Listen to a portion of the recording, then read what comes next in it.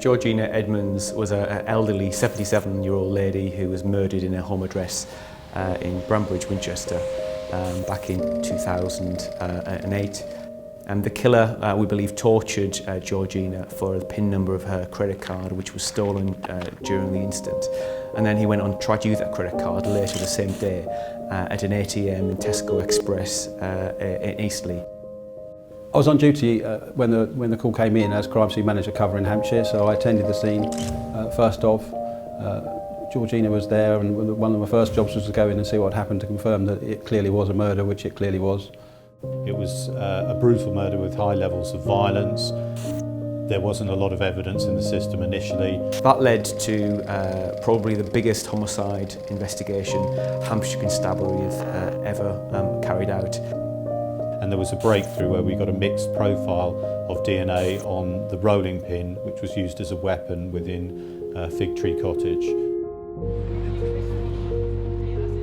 And eventually, after a long process, Matthew Hamlen's DNA matched the mixed profile, and he was declared a suspect and arrested in 2010.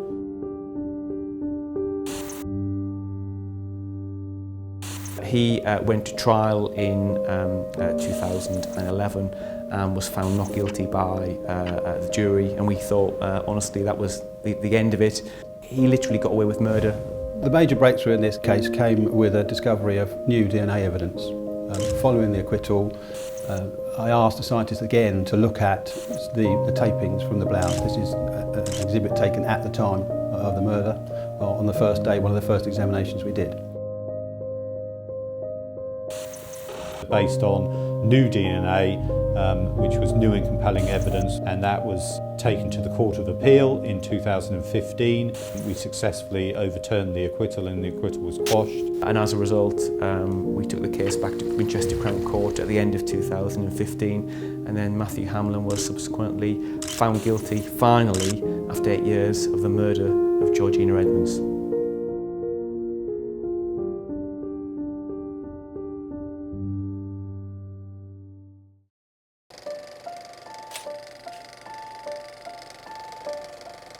What we understand is Hamlen entered into the address, and we don't know why he did that.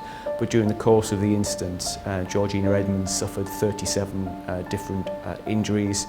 She had 8 broken ribs, 12 stab wounds to her neck, shoulders and torso, as well as 3 blunt force impact injuries to her head, which we know were caused by a marble rolling pin used by the offender. Hit her over the head on several occasions.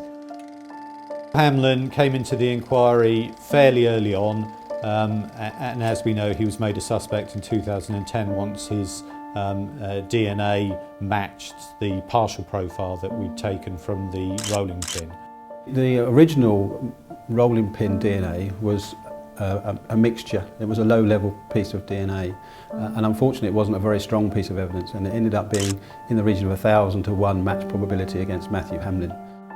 When Matthew Hamlen was found not guilty in 2012 by the jury and he was acquitted, obviously the police investigation team felt low, but that was all about feeling low for the family, because they realised the impact that this was having on Georgina Edmonds' family. For us, it's about being really professional, making sure that no stone is left unturned, and making sure that we review the investigation and see whether there is any potential to take the investigation forward.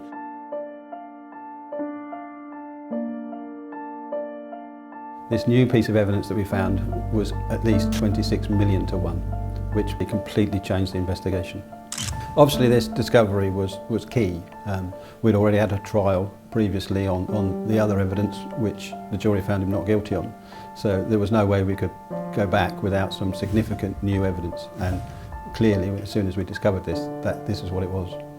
Every murder investigation is different. In this case, we had a very brutal murder with high levels of violence and lots of forensic potential.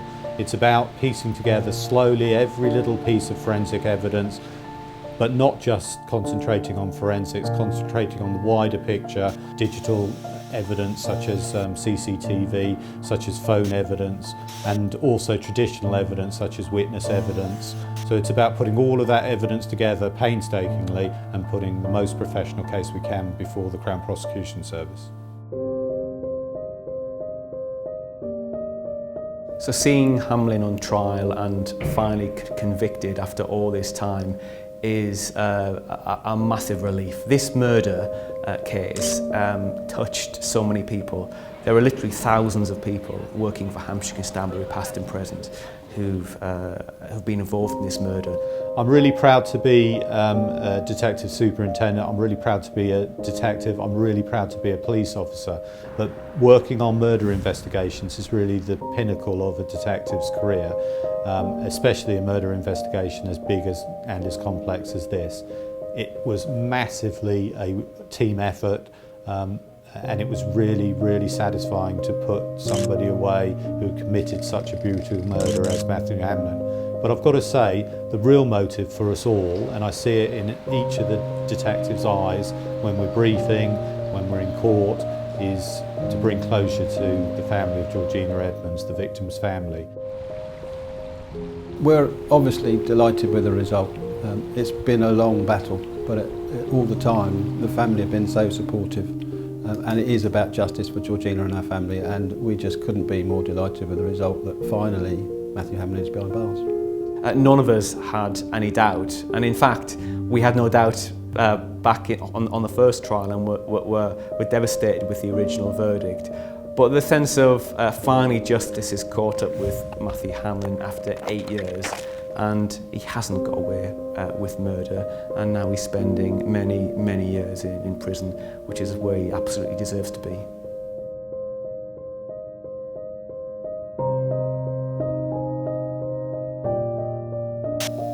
Some 4 years ago, the Assistant Chief Constable of Hampshire stood here and had the unenviable task of explaining to the assembled media that Matthew Hamlen had been found not guilty of the murder of my mother, Georgina Edmonds. This was a considerable shock for my family, the public at large, and all those dedicated members of the Operation Columbian team who had worked so very hard to find the needle in the haystack that was Matthew Hamlen and to bring him to justice. Turning now to Hampshire Constabulary, the Major Crime Department deserves the very highest praise for its dogged pursuit of justice. And now, I sincerely hope we may be permitted to dwell no longer on all the drama of the past 8 years and just remember Granny as she was, a kind, loving and very special person. And I would like to close with some words I used at Granny's funeral, taken from the French. L'amour est plus fort que la mort. And this means love is stronger than death.